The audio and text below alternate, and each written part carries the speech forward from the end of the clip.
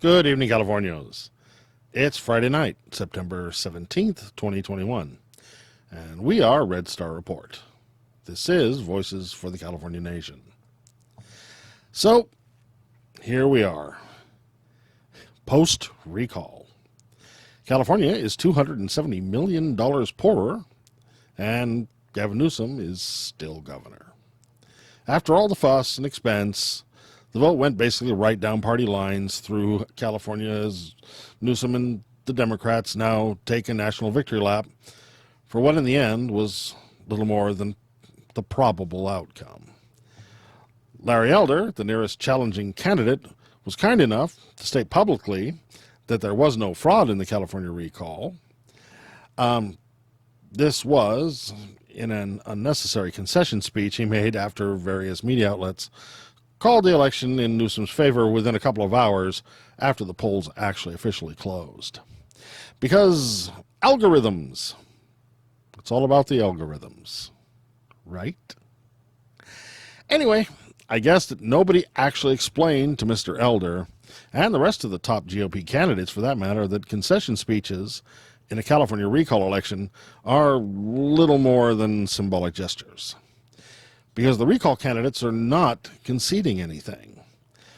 Once the yes vote on the first question had failed to gain a majority, all recall campaign efforts basically become side notes.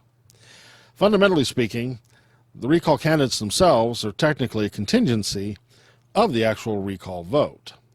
So they were never officially running against Gavin Newsom in the first place. With that being said, I'd like to give a shout out to Nicholas Wildstar, who ran an honest race in the face of an extremely overcrowded and well-funded GOP field, and would like to tell Mr. Wildstar that we here at Red Star Report want you to know that after the dust settles and you find some time, we'd like to invite you back to talk about issues facing California and give the California independence movement an update on where you're going to be going from here. Regards. As for California National Party candidate Michael Lobes, at over 18,000 votes and counting, I have to say that was a great result for the CNP. Here's hoping that with that momentum, CNP is on its way to becoming a recognized party in California and a force to be reckoned with. We here at Red Star Report say, well done, everyone. And now, we as the California independence movement have to ask ourselves, how and where do we go forward from here? If there's one thing this recall made absolutely clear, it's that the two-party system in California just doesn't really fit this nation state of ours, and that both parties are completely willing to go for personal gain and national ambitions ahead of the needs of California. Starting with the glaring example put forward by the Republican National Committee and the California conservatives that drank the Kool-Aid and chose to collaborate with them, and really, damn them for it. Because how can any Californian with any claim to a soul watch as California struggles through drought, wildfires, and a pandemic, and instead of rolling up their sleeves and looking for a way to help, cravenly see it as nothing more than a political opportunity? Like a chance to rob the people of California of $270 million and complicate the California government's efforts to stem the tide of the COVID-19 nightmare, fight these wildfires, and maybe even use that money to help the homeless. How can anyone who claims to love California be okay with bringing possible damage to the lives of 40 million Californians? You have to ask. And for what? For the sake of a disgraced former U.S. president's ego and the California-hating spite of his increasingly fascist Republican Party's political agenda? It's not even the behavior that you would expect out of a fellow American. It's the act of an enemy of the state. And that's just the tip of that particular iceberg. Because we already know that the National Republican Party hates California. As for Newsom and the Democrats, there is no doubt that this landslide victory over the recall cements their mandate to govern. After all, what is a recall in the first place, if not a challenge designed to question that mandate? But there is a serious question here as to the arrogance of Newsom's Democratic response to this recall that needs some cold review. If you have a memory span longer than a mosquito's, you may remember that Newsom and the Democrats could have quashed this recall early on if they'd bothered to take it seriously from the outset. But little unforced errors like the French Laundry dinner fiasco and Newsom's failure to investigate and challenge the judge, who granted the signature gathering extensions complete with conflicts of interest, and just gave the recall a lot more time and oxygen than it deserved. But that's not the worst of it. If you go on the California State Department's website, you can see the recall elections voting results for each county. Now, I am proud to announce that Los Angeles County gave California National Party candidate Michael Loebs over 5,000 of his 18,000 votes that he received. That's some big love from all of us down here in SoCal. I bet he wasn't really expecting.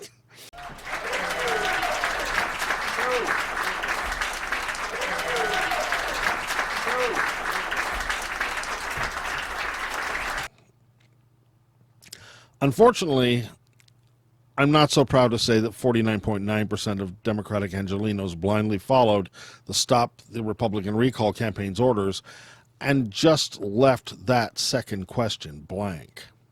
An order that was purposely calculated to ignore the risk that Newsom might have actually been recalled, as the California Democratic Party worked to keep any Democrat of name off the recall ballot in the first place.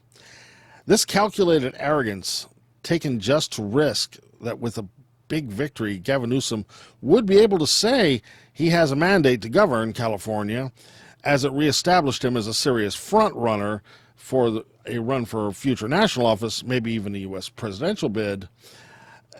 It's almost inexcusable. And that is the core problem, isn't it? California politicians, in a state that desperately needs dedicated California public servants to address the problems of an all but California nation, has temporary to hire national political parties running it. California politicians with DC stars in their eyes holding high office. Politicians who barely wait until the names painted on their office doors in Sacramento dry before they're running for national office in Washington. Don't vote on the second question? Yeah, that was done just so Newsom and the Democrats would have a solid talking point. An example of their strength to any Republican who might dare to challenge Newsom in the future. And now, despite the fact that California's Democratic donors and their legislative stooges in Sacramento will bring only 2 out of almost 40 current progressive bills to the governor's desk, Gavin Newsom is the unquestioned leader of the California Democratic Party. I know people want to celebrate the recall victory, and I get it. It kind of feels like Joe Biden's victory over Donald Trump. As a cathartic moment, it feels like the good guys won, and maybe that's true as California's rightfully elected governor will return to work on Monday morning. But is all right with the world as we Californians hope? For the future of California and the California independence movement, the best news is that our candidates made a good showing, and with some hard work and a little luck, we can continue to grow our momentum. The bad news is, as I said, if there's one thing this recall made clear, the two-party system of Republicans and Democrats just doesn't really work for this nation state of ours.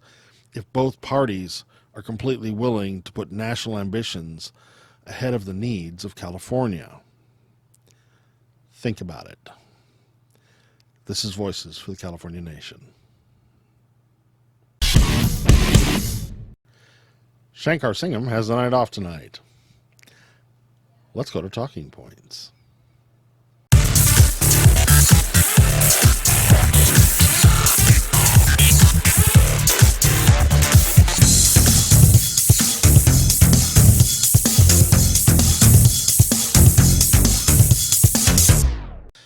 For this week's Talking Point, I'd like to address a premise that absolutely plagues the California independence movement. Another question I've heard time and time again that has to be unpacked a bit to make any sense. That question goes, what is the California independence movement going to do about red state California conservatives? Or, in another version, what do you do about those people that don't want to live in your liberal, independent California? And that's using the rare, polite version of the question. When you get this question, it can be a lot of effort to check yourself if you want to remain polite in the face of the person asking it. Personally, the question always forces me to bite my tongue to not give my answer to that old American love it, or to that old America love it or leave it piece of accusatory patriotism. Considering it's a statement that these days, with the co-opting of all things American done by the ultra-right, it's really just somebody telling you that if you don't agree with them about their version of the USA, you're going to be dismissed as not American enough. Me, I just want to tell them, CalExit, we'll take the leave it option. We'll just take California and go. Then I watch them go apoplectic trying to sputter out a logical response. You can't just leave. America won't let you leave. You leave America, America will invade. Remember last week's questions? But wait a minute. You just said. Great fun, but really. What is the California independence movement going to do about red state California conservatives?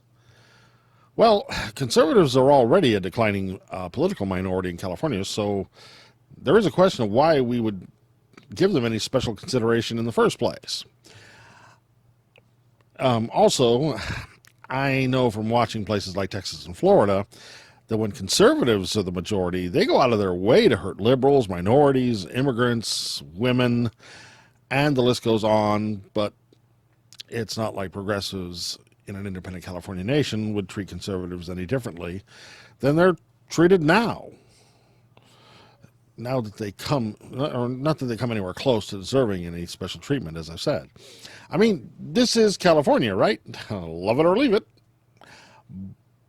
But that's part of the problem. There's a premise that we, as Californians and or progressives, need to somehow placate California conservatives in a free and independent California.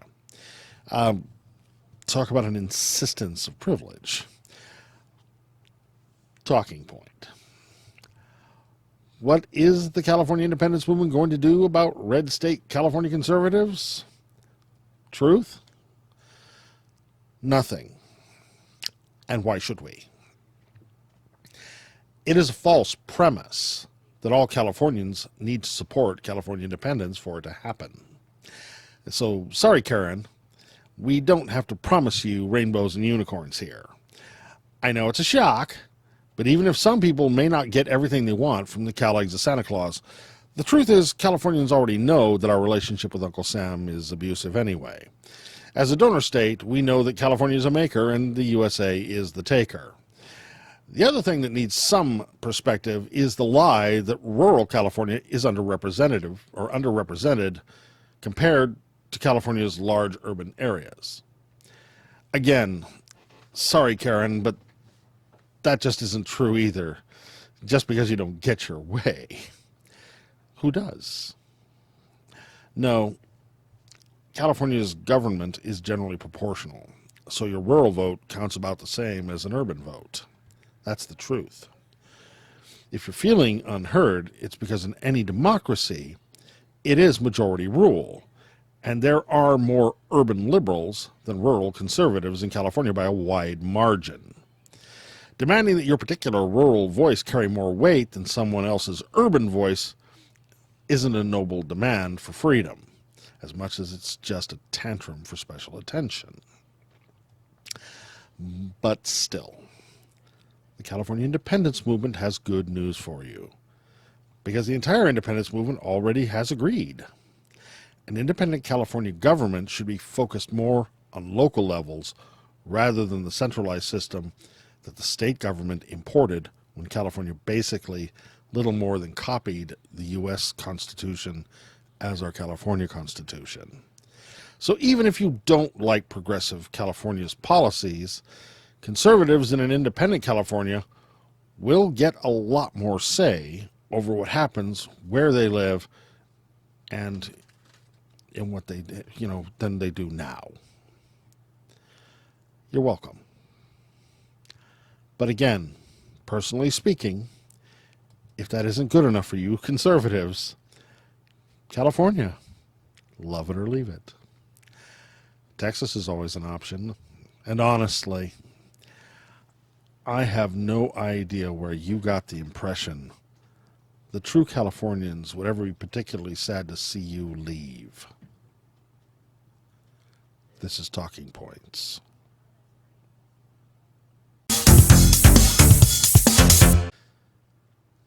All right, Californios, that's it for this week. Check out our website, www.redstarreport.com. As always, transcripts of Talking Points will be posted there. Also, be sure to subscribe to our Red Star Report YouTube channel. Go find our Red Star Report Facebook page, Twitter, Instagram, etc., because, as I always say, if you want a real California independence media group, it's all about the algorithms. Our thanks to you and all our Red Star Rebels for watching. Have a great weekend. We are Red Star Report.